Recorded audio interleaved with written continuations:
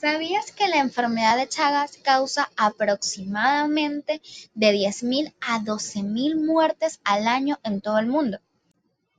Muy buen día, mi nombre es Paola Pinto. Actualmente me encuentro cursando el programa de formación docente o capacitación docente de la Universidad Nacional Abierta Extensión Aragua Corte 43. Y el día de hoy me place poder hablar con ustedes acerca de la enfermedad de Chagas, o también conocida como tripanosomiasis.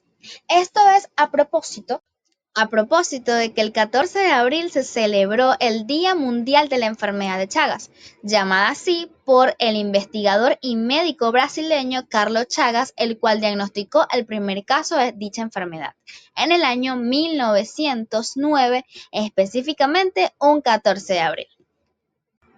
Para la transmisión de esta patología se requiere de un agente infeccioso que es el Trypanosoma cruzi. Es un agente parasitario, el cual requiere de un vector para transportarse de un huésped a otro. En este caso, el vector principal es el triatomino en sus diferentes especies.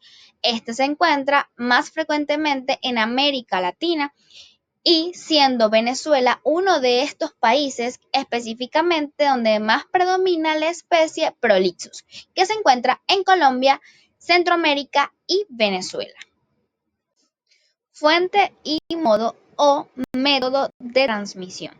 Dentro de los vectores, además del chipo o triatomino, tenemos a los mamíferos, marsupiales y otros animales salvajes, entre los cuales puede estar el koala, entre otros.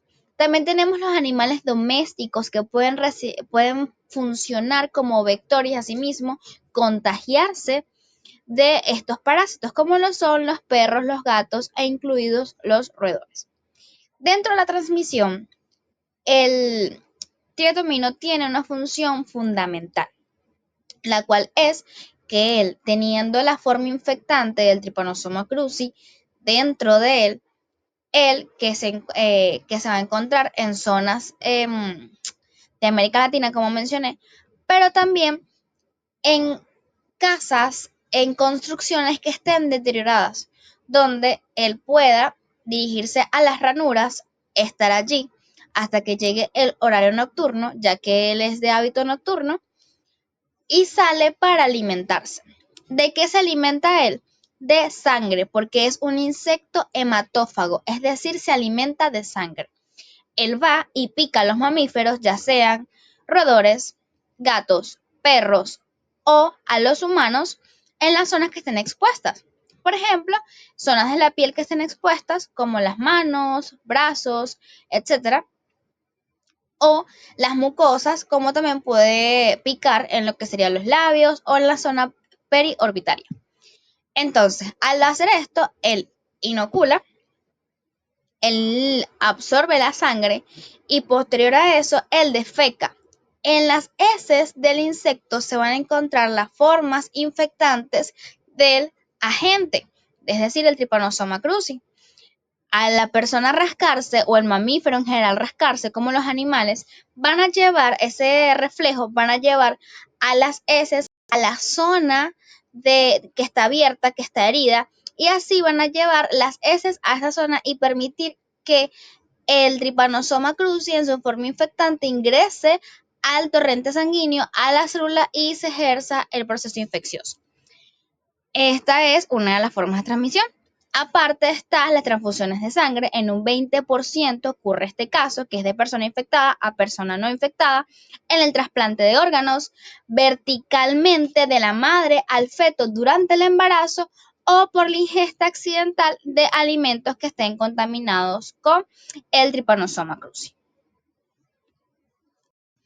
Ok, el ciclo evolutivo o ciclo vital va a ser el siguiente. Tenemos al ser humano en el centro, ¿verdad? Como lo vemos en la imagen. Allí llega el triatomino, pica, ingiere la sangre, evacúa, se rasca, se introduce el tripomastigote que está en las heces, y va a infectar a las células en las zonas aledañas de la lesión. Allí va a pasar a otra forma evolutiva de tripomastigote cíclico a metacíclico, perdón, a amastigote y se va a multiplicar mucho, mucho dentro de la célula donde se introdujo. Se va a multiplicar mucho, mucho, mucho y luego dentro de la célula se va a transformar en tripomastigote nuevamente y se va a liberar al torrente sanguíneo. Aquí pueden pasar dos cosas, como se ve en la imagen. O está en torrente sanguíneo, llega el chipo o el triatomino, como es el nombre, pica e ingiere a este tripomastigote, o ese tripomastigote viaja a otra célula de otro órgano y vuelve a pasar lo mismo. Se introduce en la célula, pasa a ser amastigote, se multiplica otra vez por fisión binaria y se libera otra vez al torrente sanguíneo. Entonces, pueden pasar esas dos vías. Ahora, siguiendo la vía donde está el torrente sanguíneo, que es en la fase aguda, donde hay bastante parasitemia, eso lo vamos a ver más adelante, no se preocupen. Entonces, él está en sangre, ¿no? Llega el triatomino, se ingiere la sangre infectada y en este caso el tripomastigote que ha sido ingerido va al intestino medio y ahí va a ser denominado o va a pasar a otra forma evolutiva que es epimastigote. Allí se va a multiplicar mucho, mucho, mucho y luego va a pasar a intestino posterior donde va a pasar a ser tripomastigote metacíclico y este tripomastigote metacíclico es la forma parasitaria infectante que es la que va a estar lista para ser evacuada con su vehículo, que son las heces, y cuando el animalito, el insecto, pica nuevamente y se libera las heces, se repita el ciclo evolutivo explicado anteriormente. Dicho todo esto, seguro te preguntarás, ¿cuáles son los síntomas? Hay dos etapas o fases de esta patología. Está la fase aguda y la fase crónica. Se dice que la fase aguda son las semanas posterior a la picadura por el insecto, como puede ser hasta 2 meses posterior a la infección. Y tenemos la fase crónica, que puede ser incluso hasta 10, 20 años posterior a la infección. De hecho, se dice que el 70 al 80% de los casos son asintomáticos o no tienen una repercusión mayor en el momento, pero de un 30 o un 20% sí, llevando a las complicaciones crónicas, a la fase crónica de la patología. ¿Cuáles son los síntomas en la fase aguda? Muy sencillo. Palidez, fiebre, hinchazón en la herida. La hinchazón en la herida es el conocido chagoma, que es la inflamación que se produce en la zona donde picó el insecto. Puede producirse fatiga, cefalea, que no es más que dolor de cabeza, aumento del tamaño de los ganglios linfáticos y una hepatoesplenomegalia. ¿Qué es esto? Un aumento del tamaño del hígado y del vaso. En la fase crónica, ¿qué síntomas se pueden presentar? Dificultad para tragar, arritmias cardíacas, cardiomegalia, que no es más que el aumento del tamaño del corazón, que puede llevar a una insuficiencia cardíaca con la incapacidad del corazón de poder bombear la sangre suficiente de la forma debida al resto de los órganos y por lo tanto producir una falla cardíaca. Pero bueno, eso no es el tema de hoy. Y aparte de eso también se puede producir algo parecido a la constipación. Pero hay otro de los síntomas o signos, mejor dicho, característicos de la tripanosomiasis, que es el signo de Romaña o de masa romaña, que no es más que la inflamación indolora, es decir, no dolorosa, de la zona periorbitaria donde picó el insecto. El diagnóstico en la fase aguda se puede realizar con un mero frotis sanguíneo. Este frotis sanguíneo no es más que la extensión en 2 láminas portaobjetos de una pequeña muestra de sangre, donde aplicando las coloraciones debidas se pueden observar las formas parasitarias del Trypanosoma cruzi. Otra forma de diagnóstico es con el cribado, con pruebas específicas como inmunofluorescencia indirecta, ELISA o la reacción en cadena de la polimerasa. ¿Cuál sería el tratamiento para esta patología? Hay dos fármacos que se utilizan principalmente, que no es más que el nifurtimox y el benznidazol. Estos fármacos tienen como función evitar precisamente el progreso de la patología o eliminar por completo el parásito en la fase aguda o evitar el progreso de la patología hasta una fase crónica con los síntomas que mencioné anteriormente y además evitar que pase la transmisión ya sea por trasplante de órganos, por transfusiones sanguíneas o de la madre al feto. Algo importante es que no se debe administrar este tratamiento en embarazo, sino una vez terminado el embarazo. Pero en el embarazo está contraindicado.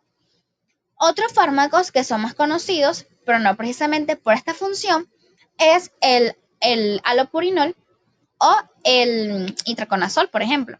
Sin embargo, aquí les dejo un pequeño cuadro resumen donde pueden leer más a fondo cuáles son los fármacos y su mecanismo de acción en el parásito para justamente eliminar.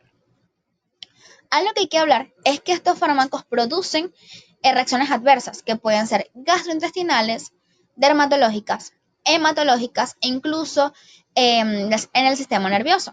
En el sistema nervioso, por ejemplo, producen polineuropatías.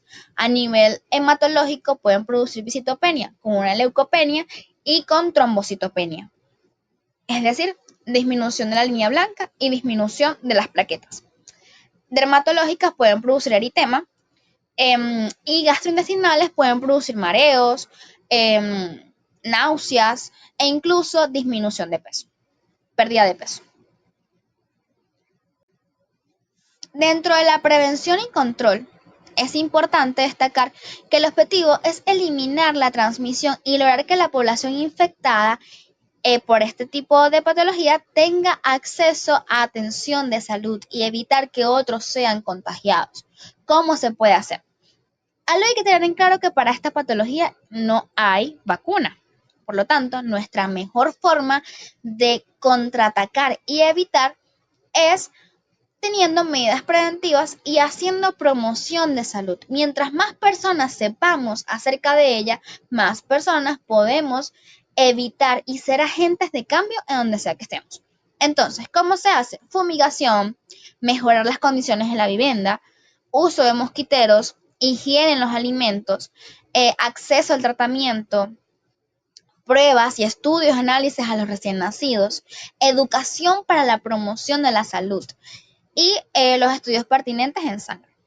Insisto, es importante que nosotros al obtener un conocimiento nos preocupemos en indagar más y conocer más y también en ser promotores de salud compartiendo a otros de ese conocimiento.